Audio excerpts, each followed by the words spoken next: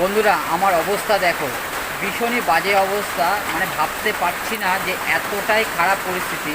দেখো চারদিকের ওয়েদারটা দেখো, কি প্রচণ্ড বৃষ্টি হচ্ছে। তার মধ্যে আমি রেনকোট পরে বাড়ি আসছিলাম, পুরো দেখো ভিজে গেছি। মানে গেঞ্জি পর্যন্ত ভিজে গেছে দেখো। মানে রেনকোটের পর্যন্ত বৃষ্টি আটকাচ্ছে না, এতটা মুষলধারে বৃষ্টি হচ্ছে। আর আজকের ওয়েদারটা প্রচণ্ড ভয়ঙ্কর ওয়েদার, জানি না কখন বৃষ্টি থামবে। প্রায় 1 ঘন্টা হয়ে গেছে বৃষ্টি হচ্ছে। আর এই যে বাড়ি এসছি, মা কারেন্ট নেই না? কারেন্ট নেই, যে একটু জোরে বর্ষা শুরু হলো তখনই কারেন্ট চলে গেছে। তো দেখো বন্ধুরা, আমাদের বাড়ির পরিস্থিতি দেখো, কারেন্ট নেই। আর এদিকে মা খুব টেনশন করছে কখন আমি বাড়ি আসব। মা ফোন করেছিল আমাকে, কিন্তু পাইনি, যেহেতু ফোন পকেটে ছিল। তো এখন দেখো বাড়ি এসছি, আর বৃষ্টি আস্তে আস্তে কমছে। মা কতক্ষণ ধরে বৃষ্টি হলো? তাও প্রায় 8 ঘন্টা মতন বর্ষা হয়েছে। এখন ভিজে গেছি, বেশি লেট করব না। এখন এই ড্রেসপত্র চেঞ্জ করব, তারপরে যাব স্নান করতে। স্নানও করিনি, মানে এতটা প্রচণ্ড বৃষ্টি হচ্ছে যে এখন বাইরে কিভাবে যাব সেটাই ভাবছি। কিন্তু স্নানটা করতেই হবে, স্নান মিস করা যাবে না। তো যাই হোক, গেঞ্জিগুলো চেঞ্জ করি, না ঠান্ডা লেগে যেতে পারে। তো বন্ধুরা, স্নান করে চলে এসেছি, আর বৃষ্টি ফাইনালি কমলো। প্রায় অনেকক্ষণ ধরে বৃষ্টি হয়েছে। এখন খাওয়া দাওয়া করব। এদিকে দেখো মা খাওয়া দাওয়া রেডি করছে। মা তাহলে বৃষ্টি কমলো ফাইনালি? হ্যাঁ, বৃষ্টি কমে গেছে। বৃষ্টি যা শুরু হয়েছে প্রায় 1 ঘন্টা 1.5 ঘন্টার মতো বৃষ্টি হয়েছে। তো বন্ধুরা, খাওয়া দাওয়া করব। তো মা আজকে স্পেশাল কিছু রান্না করেছে, চলো সেগুলো দেখাবো। তার আগে মা খাবারটাও রেডি করুক। তো বন্ধুরা, খেতে বসেছি, আর এদিকে দেখো মাও খেতে বসেছে।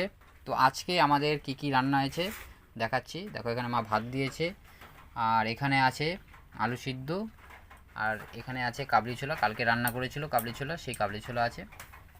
আর এখানে মা রান্না করেছে তেলাপিয়া মাছ। তো দেখো লাল লাল ঝাল ঝাল ঝোল হয়েছে।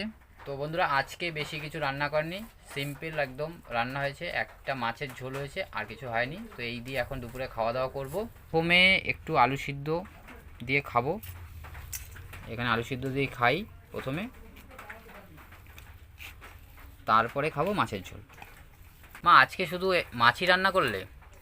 আজকে একটু মাছের ঝোলটাই শুধু করা হয়েছে, আর কিছুই করি নাই। তো মা মনে হয় আজকে টাইম পায়নি, যার জন্য আজকে তেমন কিছু রান্না করেনি। তো কালকে তোমরা দেখেছো অনেক কিছু রান্না করেছিল। তো বন্ধুরা, এই যে মা দেখো, মা লঙ্কা নিয়ে এসছে, কাঁচা লঙ্কা। লঙ্কা দেখো ঘরে থাকতে থাকতে শুকিয়ে গেছে, এখন কিছু করার নেই, এই দিয়ে খেতে হবে। তো এই যে ভাত নিয়েছি, বেশ ভালোই লাগছে, একটু ঝাল হয়েছে। আর আলু দিয়ে লঙ্কা দিয়ে খেতে ভীষণই ভালো লাগে। তো বন্ধুরা, আলু সিদ্ধ দিয়ে খাওয়া কমপ্লিট। এবার খাবো মাছের ঝোল দিয়ে। এ দেখো কত সুন্দর হয়েছে মাছের ঝোল। আর মাছের সাইজটা দেখো, এ দেখো এরকম সাইজের মাছ। আজকে মা তেলাপিয়া মাছ এনেছে, তাই না? তেলাপিয়া মাছ ছিল, তারপরে তোর ল্যাঠা মাছ ছিল। বাবা আজকে গেছিলো বাজারে, তো এই যে মাছ এনেছে। আর তেলাপিয়া মাছ না, এরকম পাতলা পাতলা ছোট সাইজের মাছগুলো বেশ ভালো লাগে। আর বেশি বড় হলে না, সেগুলো খেতেও ভালো লাগে না, আর স্বাদও হয় না। এই মাছগুলো খেতেও ভালো, টেস্টও হয়। এবার একটু খেয়ে দেখি। সত্যি অসাধারণ রান্না হয়েছে, আর আঙুল চেটে চেটে খেতে ইচ্ছে করছে। আজকের মাছটা কেমন দেখো, মাছটা বেশ সুন্দর। আর মাছে ছোট ছোট কাঁটা আছে। আর মাছ খেতে গেলে আমার খুব ভয় লাগে। খেয়ে দেখি, মাছটাও বেশ খেতে ভালো। আর সব মিলিয়ে আজকে রান্না বেশ ভালোই হয়েছে। বলো কেমন হয়েছে? মাছের ঝোল ভালো হয়েছে, কিন্তু ঝাল একটু কম হয়েছে।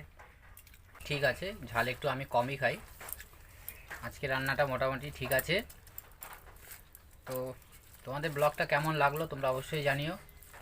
ভালো লাগলে পেজটা ফলো করে লাইক করে পাশে দেখো।